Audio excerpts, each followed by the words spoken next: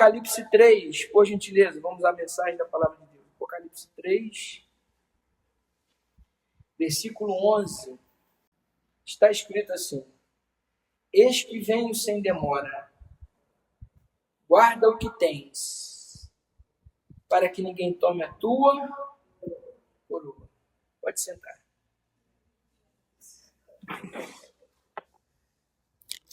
Glória a Jesus. Deixa a sua Bíblia aberta na segunda carta de Paulo aos Coríntios, capítulo 5.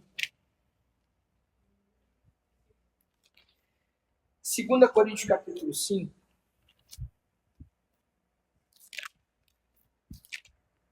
Deixa a sua Bíblia aberta nessa passagem, que nós vamos utilizá-la também. 2 Coríntios 5. Então, irmãos, nós estamos falando sobre o livro do Apocalipse, sobre as últimas coisas, e hoje é sobre a recompensa da igreja. A recompensa da igreja.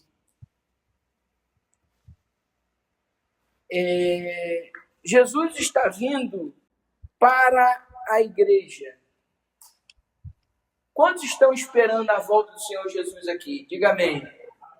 Amém. Também estou esperando. Jesus vem para a sua igreja. Ele vem para buscar a sua igreja. Ele vai chamar a sua igreja, né? Segundo diz lá, deixa marcadinho aí em 2 Coríntios, mas vai lá, dá um pulinho lá em Tessalonicenses. É lá no finalzinho, depois de Hebreus aí.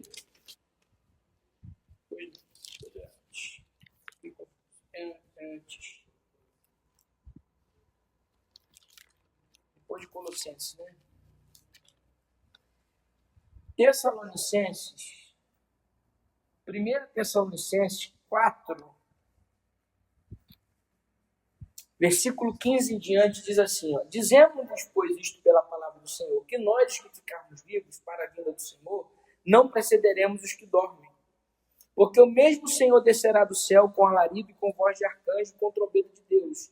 E os que morreram em Cristo estarão primeiro. Depois nós, os que ficarmos vivos, seremos arrebatados juntamente com eles nas nuvens, a encontrar o Senhor nos ares, ou nos céus, dependendo da sua versão. E assim estaremos sempre com o Senhor. Por que isto é importante? A igreja ela é arrebatada e ela encontra com o Senhor nas nuvens, nos ares. Isso é importante porque a igreja não vai diretamente para o trono de Deus no céu. Ela vai encontrar com Jesus nos ares. Por quê, pastor? Porque quando a igreja é arrebatada e ela encontra o Senhor nos ares, ela vai encontrar o Senhor Jesus nas nuvens para ser julgada.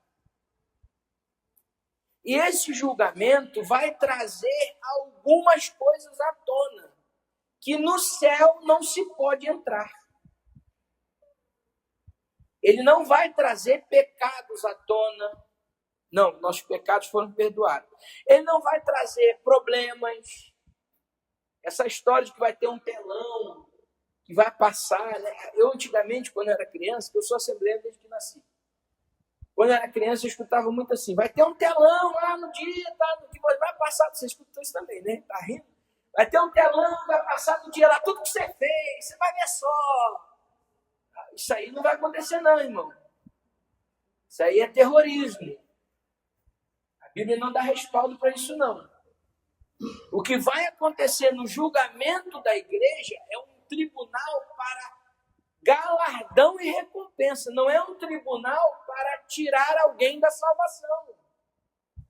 Porque você foi arrebatado com a igreja. Como é que você vai, depois de arrebatado, você vai nas nuvens, dar uma voltinha e depois vai direto para o inferno? Não existe isso. Você foi salvo. A salvação ela não é um joguete. Você não perde e ganha a salvação. Pequei e perdi. De perdão, ganhei de novo. A salvação é um estado. Por isso que para uma pessoa cair da graça, deixar de ser salvo, perder a salvação, ela perde. Mas é um processo. A pessoa não perde a salvação assim, do dia para a noite. É um processo. Onde o Espírito de Deus vai nos alertando, nos trazendo de volta, e a gente vai ouvindo a mensagem da palavra, no culto, um louvor, a gente vai orando. Por isso que a gente tem que congregar. Congregar é para quê? Para nos fortalecer um ao outro. O conceito de igreja é um botando a mão no ombro do outro, ajudando um ao outro para chegar no céu. O caminho do céu é esse. O reino do céu é tomado à força, e ele é daqueles que se apoderam dele. Você tem que se apoderar dele, tem que fazer força para chegar lá. Filho não leva mãe, mãe não leva filho, pai não leva filho, filho não leva pai, tio não leva sobrinho, a gente não leva família, a gente não leva ninguém, amigos. Cada um dá conta de si, da sua salvação a Deus. Mas nós juntos aqui como igreja, vamos ajudando a aperfeiçoar uns aos outros. O que eu não tenho, você tem. O que você não tem, eu tenho. Juntos, nós vamos edificando um ao outro. O apóstolo Paulo diz, quando vocês se reúnem, um tem salmo, outro tem cântico, outro tem espiritual, outro tem palavra, outro tem doutrina, outro tem profecia. Faça tudo para a edificação da igreja. Cada um de nós tem alguma coisa. Por isso que no culto a gente dá oportunidade para alguém falar, o conjunto cantar, para alguém testemunhar. Por quê? Porque nisso um vai falando, vai edificando o outro. Então nós viemos à igreja para ouvir a palavra. Então cante sobre Jesus, pregue sobre Jesus, coreografe sobre Jesus. Pastor, não é contra coreografia, não. Desde que seja para exaltar Jesus. Faça encenação sobre Jesus.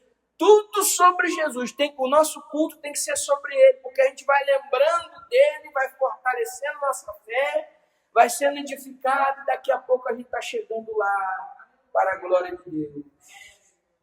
Né? Às vezes a gente dá uma oportunidade para alguém contar um testemunho de uma vitória que recebeu. Né? No final, quando você contar um testemunho na igreja, não esqueça de, no final, dizer, tudo isso só foi possível porque Jesus fez este milagre na minha vida e pode fazer na sua também. Faça assim, porque aí o povo vai entender que você não está falando de si. Você está falando do que Jesus fez na sua vida. E isto é muito importante. Dizer o que Jesus fez. Quantas bênçãos tem o hino, né? Dize quantas são, recebido da divina mão. Vem dizê-los todas de uma vez e verás surpreso quanto Deus já fez. É um louvor, né? Então a igreja ela vai congregando, ela vai estando junto, porque aqui é o lugar que nós seremos edificados, porque nós vamos chegar junto do outro lado, e quando nós chegarmos lá, nós teremos um encontro com Deus pessoal, onde nós vamos prestar contas a Deus do nosso serviço. Do nosso serviço, nós vamos prestar conta a Deus. Se você não sabe, fique sabendo. Existe uma parábola na Bíblia que eu gosto muito, que é a parábola dos talentos. Né? Mateus 25, por favor, abra sua Bíblia aí. Mateus 25, 14 em diante. Vamos dar uma olhadinha aqui. Deixa o Coríntios marcado aí.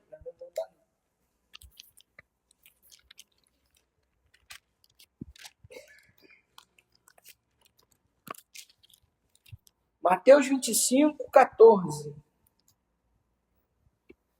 em diante. Eu acho que eu vou ler aqui nessa outra versão, que é a NVI, que ela é uma versão mais leve, mais fácil de se compreender.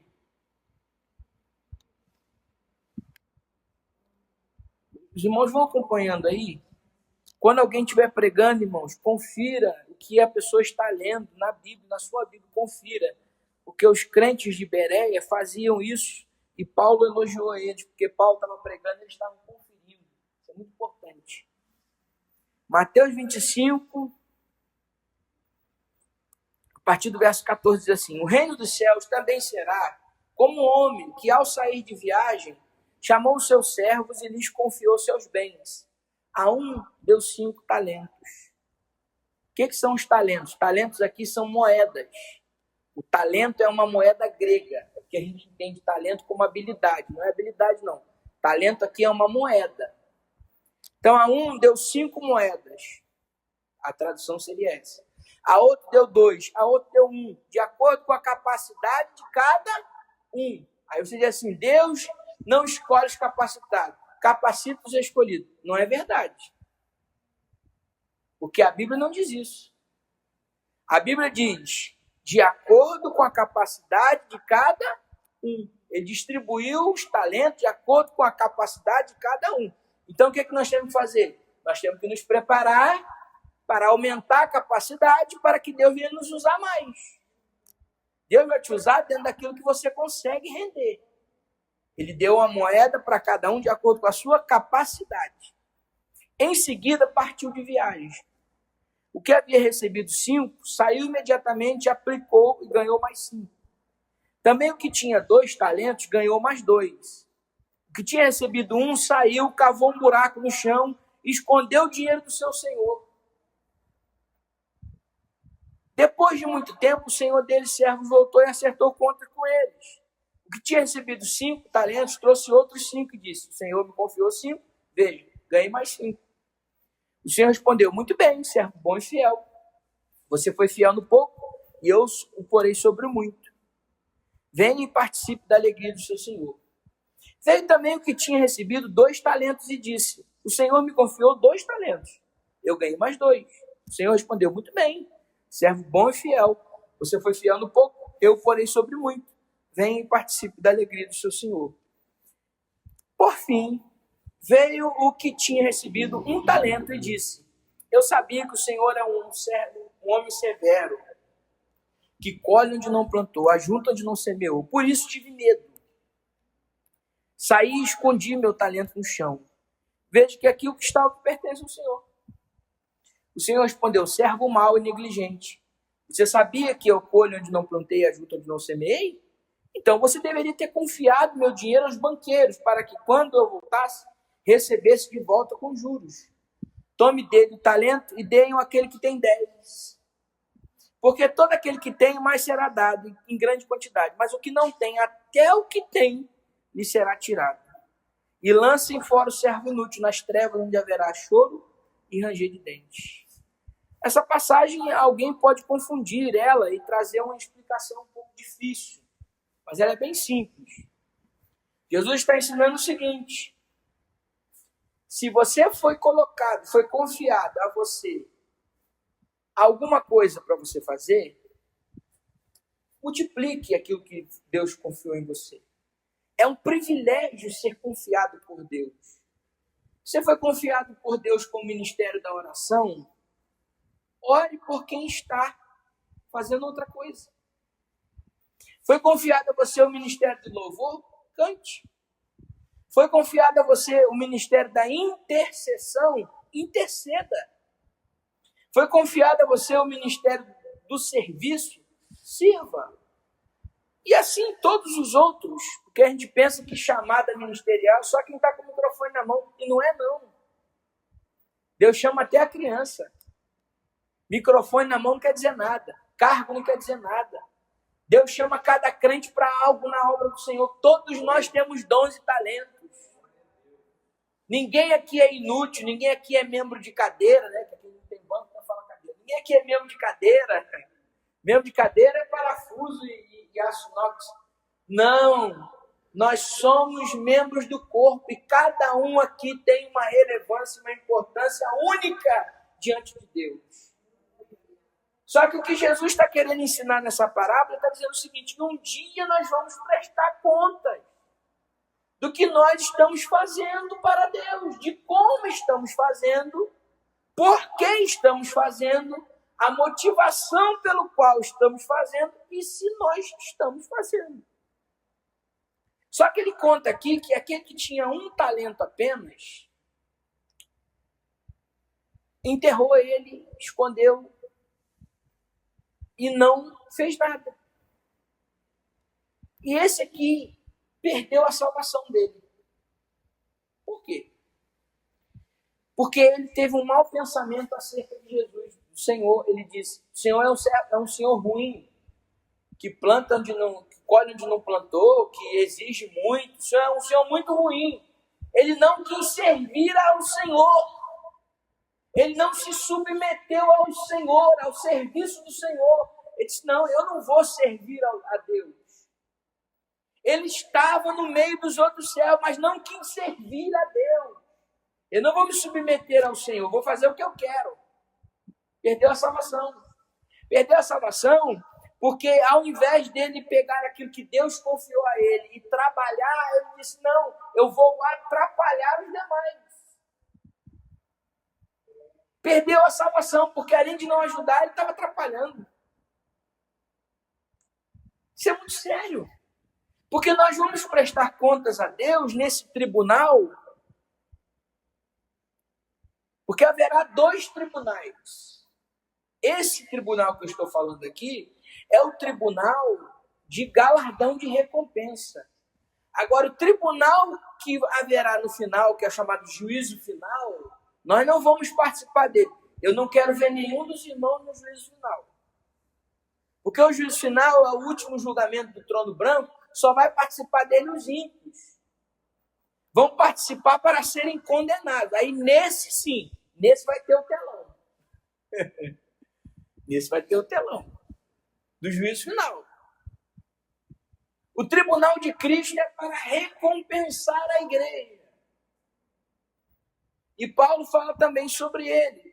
Jesus disse para João, avisa a minha igreja, guarda o que você tem, para que ninguém tome a tua coroa. Existe uma coroa espiritual na cabeça de cada crente. Você não vê, eu não vejo, mas ela está sobre a nossa cabeça. E cada vez que nós estamos fazendo alguma coisa para Deus, está sendo registrado. Quando a Bíblia diz que existe um livro que registra tudo no céu, não é literalmente isso aqui. Isso aqui é uma figura de linguagem para mostrar para você que Deus não perde nada de registro. Não tem livro no céu, irmão. Para que ter livro no céu? No sentido literal, isso é uma visão. A visão de um livro que está sendo registrado. É para você saber que tudo que você faz em prol do reino de Deus, para a glória de Deus, para Deus ser glorificado, está sendo anotado no céu. Ou seja, Deus não perde nada que nós fazemos. Não perde nada.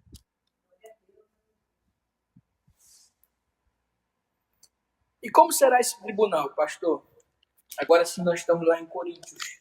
2 Coríntios 5, onde eu pedi para você guardar aí. Você com certeza já anotou. Capítulo 5.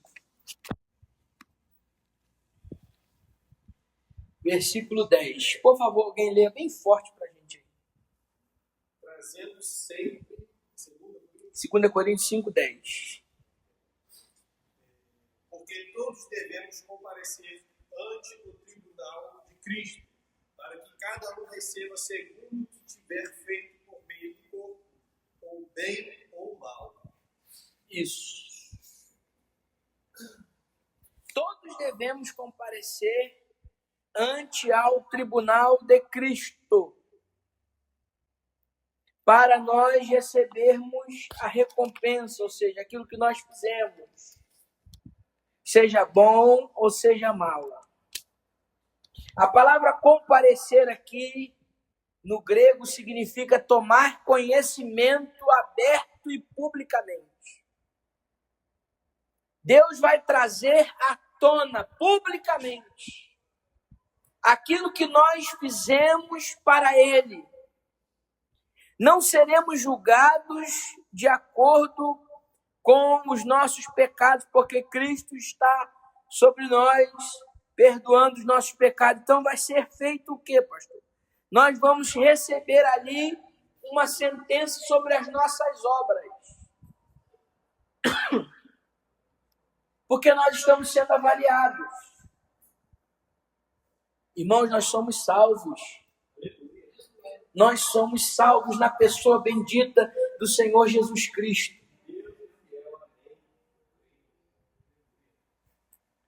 E Deus está fazendo com que nós sejamos agora não somente salvos, mas nós estamos sendo avaliados. O valor das nossas obras individualmente está sendo avaliado. 1 Coríntios 3, 13, por favor. As nossas obras não estão nos salvando. Nós fazemos porque fomos salvos. Nós não estamos fazendo para ser salvos. Estamos fazendo porque nós fomos salvos em Cristo. O serviço a Deus é um sinal de gratidão. Eu não estou fazendo por obrigação, estou fazendo por gratidão. Jesus me salvou. E a forma que eu tenho de dizer, Jesus, muito obrigado pela salvação, é trabalhar, servir a Ele e servir aos meus irmãos. A motivação que deve tomar conta do nosso coração no trabalho para Deus é esta.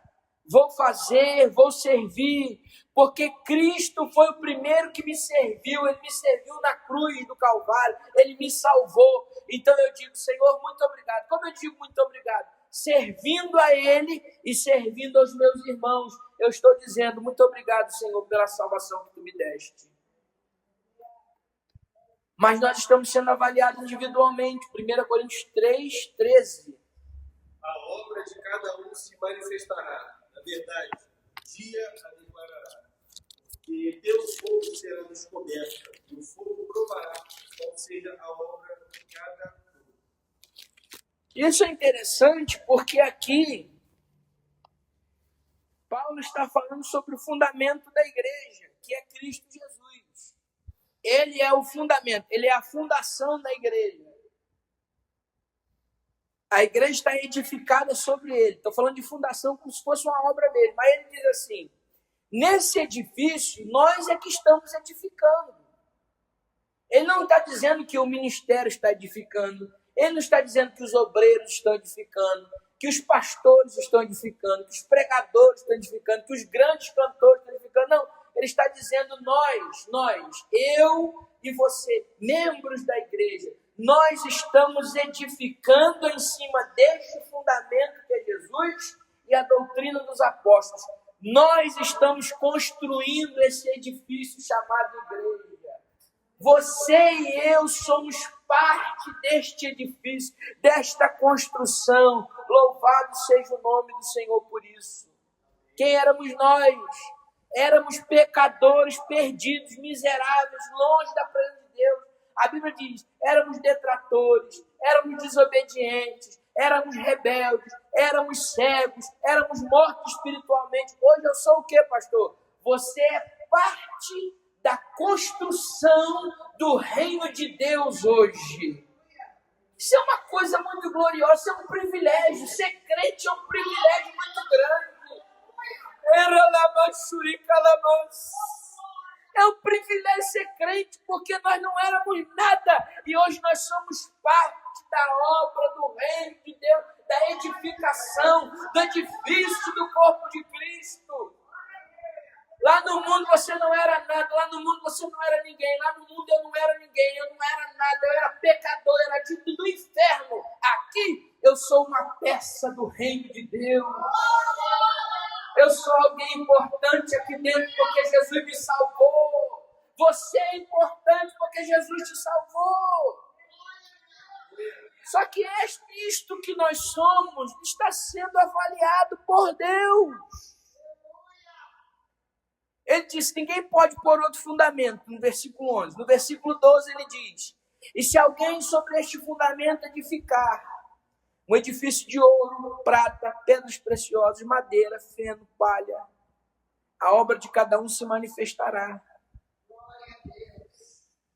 Na verdade, o dia, a palavra dia aqui está em letra maiúscula, o dia a declarará. Que dia é esse? É o dia da vinda do Senhor. É o dia do julgamento, é o tribunal de Cristo. Porque pelo fogo será descoberto, e o fogo provará qual seja a obra de cada um. Então, primeiramente, como é que vai ser feito esse julgamento, pastor? O próprio Senhor Jesus vai nos julgar, Ele vai julgar a sua igreja. Nós seremos avaliados pelo próprio Senhor. O próprio Senhor Jesus Cristo é o juiz. 2 Timóteo 4:8. Queria que uma irmã lesse para nós. 2 Timóteo 4:8. Porque o Senhor é o nosso juiz. E Paulo escreve a palavra dia, aqui também em letra maiúscula, da mesma maneira que escreveu em Coríntios. Agora está escrevendo em Timóteo. 2 Timóteo 4:8. Pode ler, Maia. Lê aí você. Deixa agora a coroa da justiça que está guardada, a qual o Senhor, justo juiz, me dará naquele dia. Peraí. Me dará naquele dia. O mesmo dia que ele está falando aqui, ó. Na verdade, o dia a declarar. Dia com letra maiúscula. Continua. E não somente a mim, mas também a todos que amarem a sua vida. E não somente a mim, obrigado, mas a todos que amarem a sua vida. O que é que ele está dizendo com isso? Ele está dizendo que o justo juiz, quem é o justo juiz? Jesus. Ele é que é o juiz desse tribunal. Por isso que a Bíblia diz, tribunal de Cristo.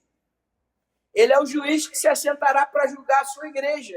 Porque ele nos salvou, nos redimiu, nos lavou no seu sangue, nos santificou. E agora ele vai dizer, o que eu te dei, eu quero de volta. Tudo que eu te dei, eu quero de volta agora. Vem prestar contas. Para quem? Para mim, foi eu que te dei. Você tem que prestar conta para mim. Então ele vai nos julgar. Através do quê? Através do fogo.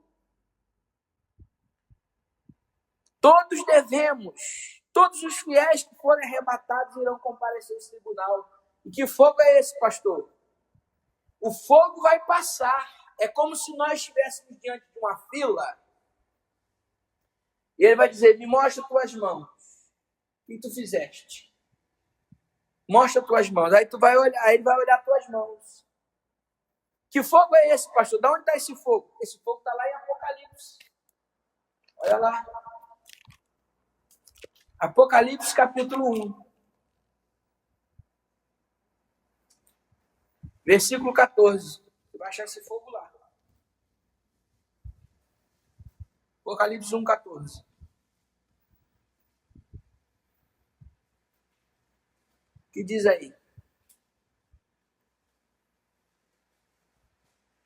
Pode ler. E a sua cabeça e cabelos eram brancos como a lã branca. Como neve e os olhos como a chama de fogo. E os olhos são como o quê? Os olhos dele, de Jesus, são como chama de fogo. Está aí. Então nós vamos apresentar nossas obras. O Senhor está aqui as minhas obras. Ele vai olhar para nossas mãos. Por isso que tem o hino 16 da harpa, assim. Posso, tendo as mãos vazias, com Jesus eu me encontrar. Então quer dizer, você tem que apresentar suas mãos. Como é que estão suas mãos? E ele vai olhar. Nisso que ele olhar, o fogo que está nos olhos dele vai consumir o que estiver na nossa mão. Isso é interessante. Porque a Bíblia diz que existem algumas obras que nós podemos apresentar a Deus. Lá em 1 Coríntios 3, 13. Porque pelo fogo será descoberto, e o fogo provará qual seja a obra de cada um. Verso 14. Se a obra que alguém edificou nessa permanecer, esse receberá galardão. Se a obra de alguém se queimar, sofrerá detrimento. Mas o tal será salvo como se pelo fogo. O que quer dizer isso? Quer dizer que ele vai fumegar nossas obras. Vai meter fogo nos seus olhos. Se a sua obra permanecer intacta, galardão, recompensa. Se a sua obra não permanecer intacta, se ela for queimada, você vai ser salvo pelo fogo. Não vai receber galardão. Não vai ter recompensa, mas vai ser salvo pelo fogo. Você já ouviu a expressão assim, salvo pelo gongo? A Bíblia diz, salvo pelo fogo. É aquela misericórdia a mais que o Senhor vai derramar sobre alguns. Senão eu vou salvar esse aqui por misericórdia, mas esse aqui vai ser salvo pelo fogo. É uma misericórdiazinha a mais, é um negocinho a mais. Não vai receber recompensa, não vai receber galardão, mas vai ser salvo. Quais são as obras? Versículo 12. Edifício de ouro, prata, pedras preciosas, madeira, feno e palha. 2 grupos de obras. Ouro, prata, pedras preciosas, madeira, feno e palha. Ouro, prata e pedras preciosas não são combustíveis, ou seja, não pegam fogo. Madeira, feno e palha pegam fogo. Isso é interessante porque eu já estou caminhando para o final. O julgamento será muito preciso. Cada material simbólico mostra o tipo, a natureza, a forma como as nossas obras estão sendo praticadas. Obras comparadas com ouro. Ouro são obras que são feitas para a glória de Deus, em comunhão com Deus. Você não está fazendo somente a obra de Deus, você está fazendo a obra em comunhão com o Deus da obra. Você está trabalhando em comunhão com aquele que é o dono da obra, que te salvou. Obras para a glória de Deus, que glorifiquem ao Pai. Mateus 5,16, o Senhor Jesus nos deu a receita. Quer fazer a obra de ouro? Faça algo que glorifique ao nome do Senhor. Que o seu nome nem apareça, desapareça o meu nome e o seu nome, mas que o nome do Senhor seja glorificado acima de tudo. Assim resplandeçam a vossa luz diante dos homens, para que vejam as vossas boas obras e aplaudem vocês. Jesus não disse isso. Para que vejam as suas boas obras e glorifiquem ao Pai. Tudo que você faz, que eu faço, se Deus não for glorificado, não é obra de ouro. Obras comparadas à prata. A prata é símbolo de redenção na Bíblia. Obras feitas em Cristo. São os crentes que ganham as almas, que dão testemunho da fé, que pregam o evangelho através da sua vida ou através da palavra. Porque você pode pregar o evangelho de boca calada, sem falar uma palavra. Se você tiver bom testemunho, nos seus vizinhos, nos seus parentes, nos seus amigos, na sua rua, na sua comunidade, você prega o evangelho de boca calada. Testemunho. O crente, ele não pode ter um certo tipo de fala mundana. O crente não chama para a mão, o crente não ameaça, o crente não se vinga, o crente não vai atrás tirar satisfação, o crente ora. A mim pertence a vingança, diz o Senhor. O crente ora. Às vezes nós estamos passando uma situação de injustiça. Mas quanto Jesus foi injustiçado?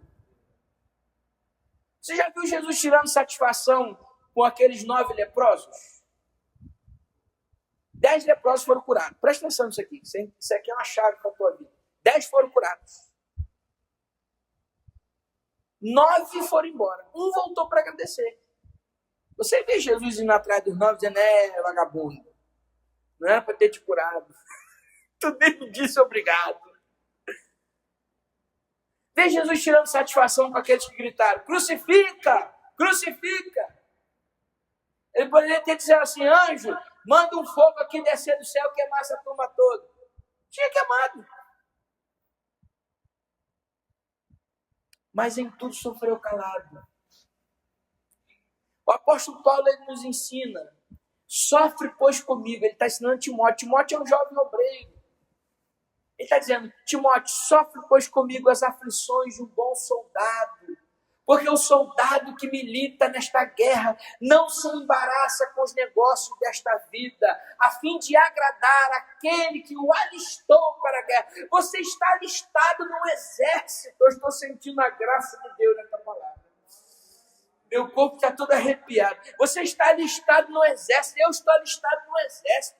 A gente está militando numa peleja, irmão. A gente não tem que se embaraçar com as coisas dessa vida, não. Eu estou militando e quem milita tem que militar certinho, de acordo com a marcha do nosso general, para agradar aquele que o alistou para a guerra. Meu negócio não é com esta vida, meu negócio é com o general que me alistou para a guerra.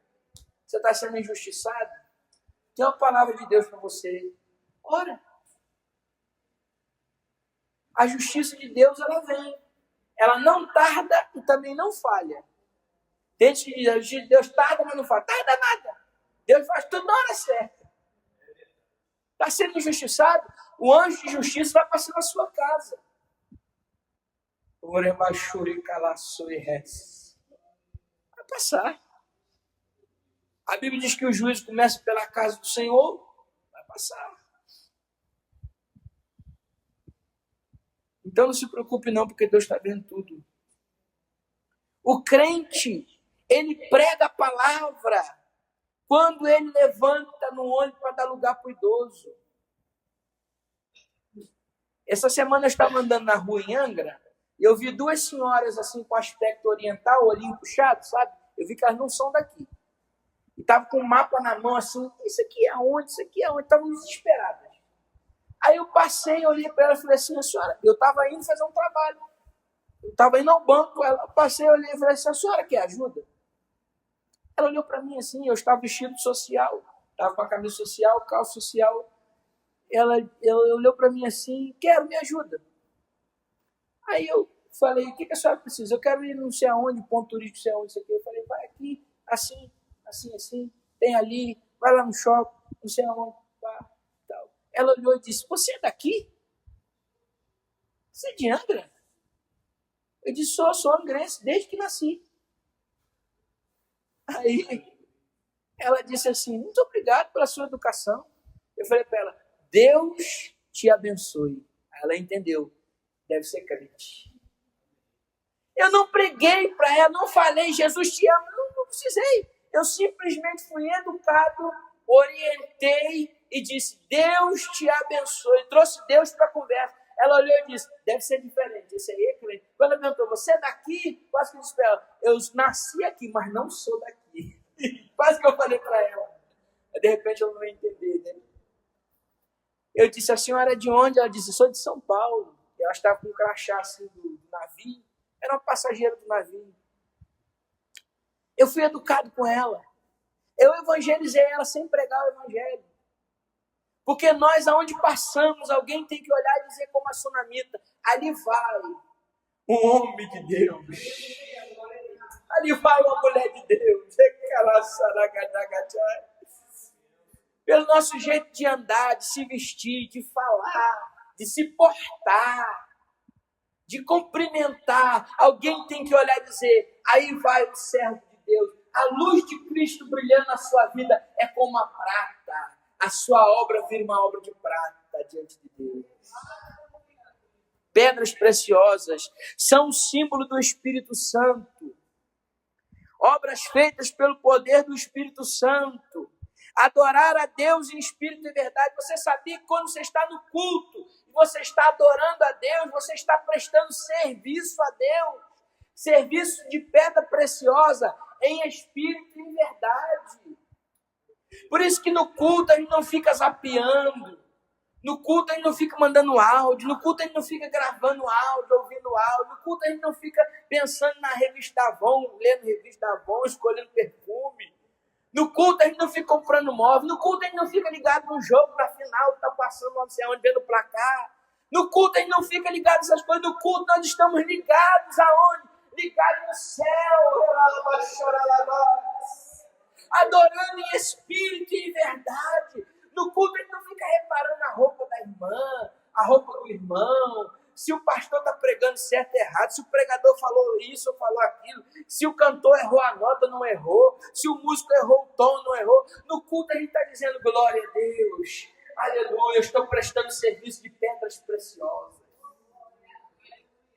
O nosso culto é um serviço a Deus. Evangelizar, cantar, pregar, serviço de pedras preciosas, liderar. E aí vem aquelas obras que são comparadas à madeira, coisas humanas. Um dia eu vi, não aqui, um dia eu vi numa igreja, não vou dizer onde é, porque de repente você vai pensar quem é. Eu estava pregando no culto, que eu prego desde 12 anos de idade. E fui convidado para pregar num determinado bairro aqui da cidade. Eu fui. Daqui a pouco eu estou pregando. Pastor João Rodrigo, conheceu? Ele dizia assim, terra! Bem alto. E aí eu estava pregando na igreja que ele estava pastoreando. Daqui a pouco eu olhei lá fora e eu vi ele correndo do púlpito, desceu do púlpito correndo.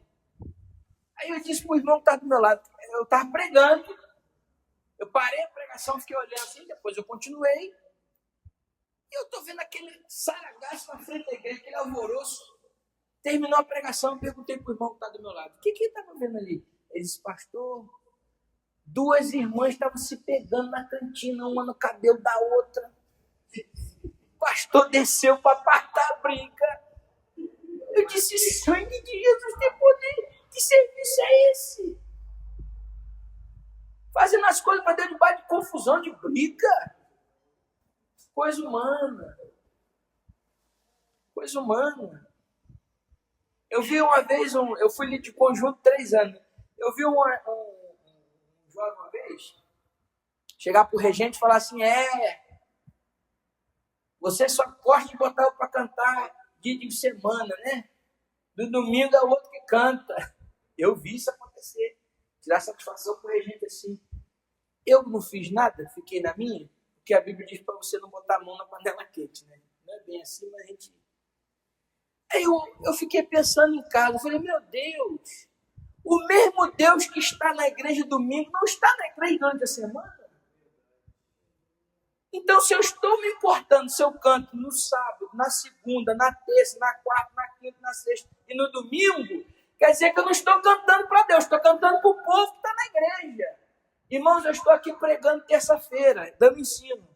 Com 2, com 3, com 10, com 50, com 100, com 200, o ensino é o mesmo, porque eu não estou falando para pessoas me dizer parabéns, grande palavra. Eu estou aqui fazendo o serviço que Deus mandou eu fazer. Eu estou fazendo para a glória de Deus. Então, se eu cantar domingo, se eu cantar quinta, se eu cantar terça, se eu cantar quarta, se eu cantar... Eu estou tendo o privilégio de louvar a Deus, então não importa qual dia seja. Glória ao nome do Senhor, porque eu estou fazendo para Deus, não para o homem. Então, isso são coisas humanas, são obras. Aí você vai, estufa o peito domingo para cantar, mas fica triste quando você canta na semana, porque você não canta domingo. Aí Deus está olhando, dizendo assim, não estou recebendo nada, você está cantando aí. Coisa humana. Feno. Coisa seca, perecível. São aquelas pessoas que estão ali, por exemplo, a pessoa vai, sobe o monte para orar. Plá! Estamos aqui no monte orando. Perdeu a subida. Foi à toa. Oração é segredo. Estou fazendo uma live aqui porque eu estou em jejum, no ministério. Perdeu o jejum. Melhor se tivesse tomado café no posto acessório de convidado. O que a tua mão direita faz, a esquerda não precisa saber. Pronto. Obra de palha. Obra sem consistência, fraca, instável. Você já viu aquela pessoa que hoje está, amanhã não está? Hoje é, amanhã não é. Um dia está alegre, outro dia está triste, está instável. Não é constante.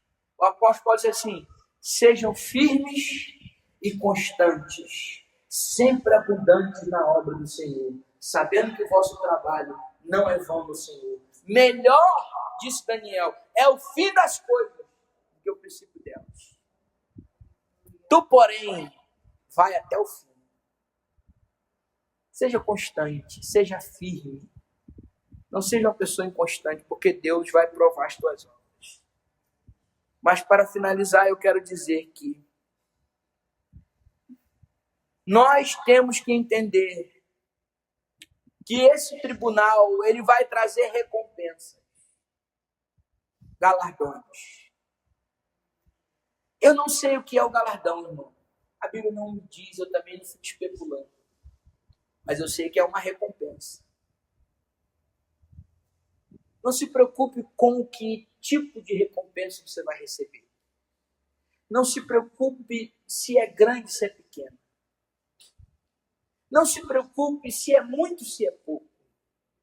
Preocupe-se na qualidade do serviço que você presta a Deus, como um crente. Porque se você prestar um bom serviço, você vai receber uma boa recompensa de Deus.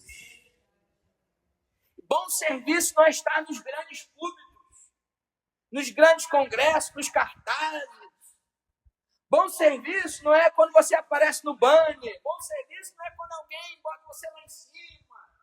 Bom serviço é aquele que é feito para a glória de Deus, em espírito e em verdade, de coração puro, sem coisas humanas, e que o nome do Senhor está sendo glorificado. Ninguém vê, mas Deus te vê. Às vezes você está igual a Agar no deserto, olhando só para o deserto, para a morte. A Bíblia diz, levante os seus olhos e enxerga, o poço está na sua frente. Ninguém está te vendo. Aí Agar olhou e disse assim, tu és o Deus que me vê. Deus está te vendo. Deus está me vendo. Deus está anotando tudo. E na hora certa você vai ganhar recompensa. Tem uma coroa de glória para os que são fiéis. Coroa de vida. Remanto e calassuribinácia, rai de lamanácia. Existe uma coroa incorruptível. 1 Coríntios 9, 25. Não vai dar tempo de ler. Uma coroa incorruptível para os que obtiveram vitória sobre o velho homem. Toda vez que você domina a sua carne, que você domina o seu eu, que você domina a sua natureza, Deus está anotando, dizendo assim, vou trazer uma recompensa, porque você está vencendo o velho homem. Uma coroa de alegria, 1 Tessalonicenses 2, 19, para os ganhadores de almas, para aqueles que ganharam almas para o Senhor. Cada alma que você ganha é uma coroa de alegria, diz a palavra de Deus. Uma coroa de vida para os que suportam a provocação. Tiago 1,12. Às vezes nós somos provocados, somos instigados. Mas se você suporta a provocação, a afronta, por amor ao Evangelho, tem uma coroa de vida preparada para você. Uma coroa de justiça para os que amam a sua vinda. Aqueles que se santificam. Oh, irmão, vale a pena andar em santidade com Deus. Vosso corpo, vossa alma, vosso espírito sejam em tudo conservados, santos e irrepreensíveis, para o dia da vida do Senhor. Há uma coroa de justiça te esperando. Uma coroa de glória em quinto lugar e último. E aqui eu prometo que eu fecho agora. Para os que se dispuserem a apacentar o rebanho de Deus. E não é fácil. Mas há uma coroa de glória. 1 Pedro 5,4. Apacentar o rebanho de Deus. Não por ganância. Tendo cuidado das ovelhas. Porque Deus vai trazer recompensa. Tantas coroas que vamos receber dessa recompensa nesse dia. Tantas coisas boas que vamos receber de Deus. Tudo isto para provar que o nosso Deus é um Deus que se lembra. Eu me lembro. Eu queria que você fechasse seus olhos, baixasse sua cabeça. E eu vou fazer uma oração. Uma oração simples. Mas eu sei que ela vai entrar no teu coração esta noite. Pai, que está a tua igreja, ouvindo a tua palavra, aprendendo a tua palavra. Eu aprendi, Senhor. O teu povo aprendeu. E nessa noite nós queremos te pedir que o nosso coração seja voltado única e exclusivamente para te servir com obras de ouro, prata, pedras preciosas.